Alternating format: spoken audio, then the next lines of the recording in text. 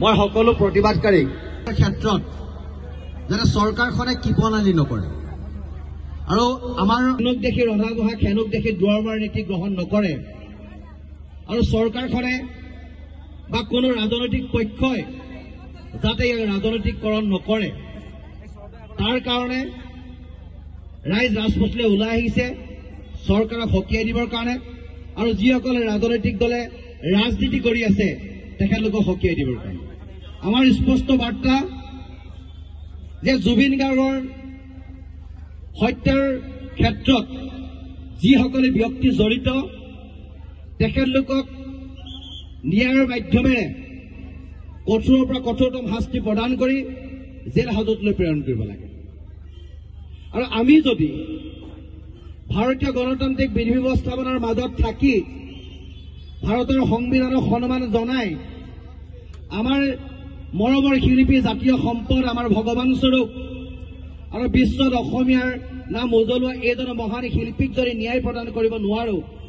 তেতিয়া বিশ্বই আমাক হাঁহিব বিশ্বই আমাক চকু কেৰা কৰি চাব আৰু উঠি অহা নৱপ্ৰজন্মৰ প্ৰতিনিধিসকলে আমাক গালি গালাজ পাৰিব আমাক কব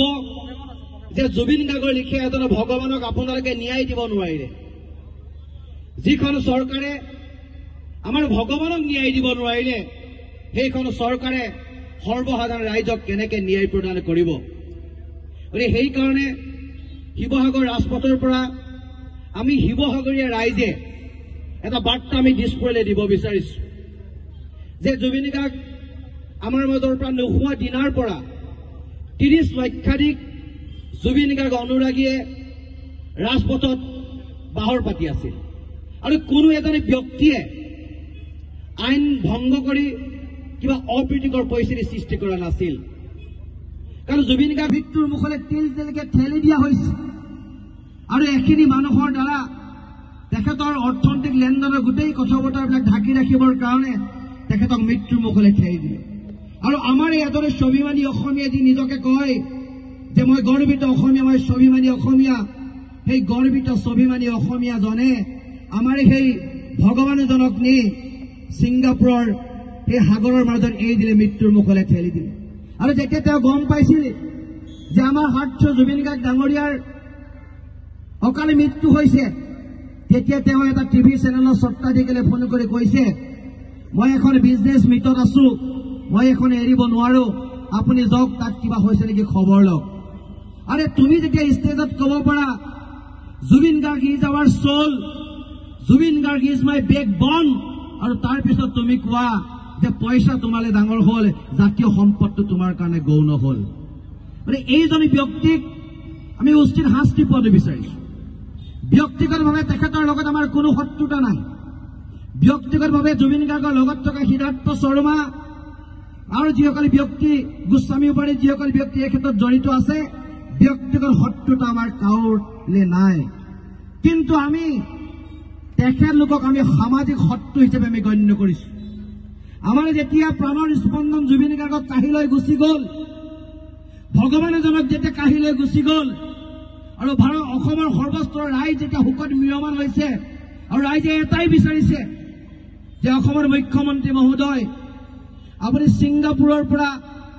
অসমৰ সোণাৰপুৰলৈকে যি দায়িত্ব আপুনি পালন কৰি জাতীয় দায়িত্ব আপুনি পালন কৰিলে আৰু অসমৰ ৰাইজক আপুনি আশ্বস্ত কৰিলে যে আপুনি এই কাম কৰিব পাৰিছে আৰু ৰাইজে আপোনাক মৰম দিছে ৰাইজে আপোনাক ধন্যবাদ দিছে কিন্তু ৰাইজে আপোনালৈ এইটো চকু দিয়ে আইনৰ সুৰুঙাৰে আৰু ডাঙৰ ডাঙৰ মানুহৰ হাত আছে বুলি কৈ তেখেতলোকে হাৰি যাব সেই দৃষ্টি আপোনালৈ আছে ৰাইজে যেনেকৈ আপোনাক মৰম কৰিছে আপোনাক আশীৰ্বাদ দিছে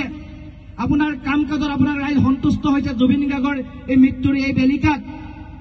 কিন্তু ৰাইজে আপোনাৰ তীক্ষ্ণ দৃষ্টি ৰাখিছে যে আপুনি জুবিন গাৰ্গ নামৰ এই ভগৱানজনৰ মৃত্যু আপুনি ন্যায় দিব পাৰিবনে আৰু যদি প্ৰকৃতপক্ষে আপুনি ন্যায় দিব পাৰে তেতিয়াহ'লে অসমীয়া জাতিৰ আপুনি বুকুৰ আপোন হ'ব আৰু যদি আপুনি ন্যায় দিব নোৱাৰে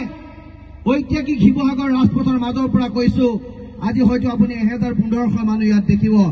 লাখ লাখ মানুহ ৰাজপথলৈ ওলাই আহিব আৰু সকলোৱে একে স্বৰে ক'ব যে জুবিন গাৰ্গক ন্যায় লাগে উই ৱান্ট জাষ্টিছ আমি কম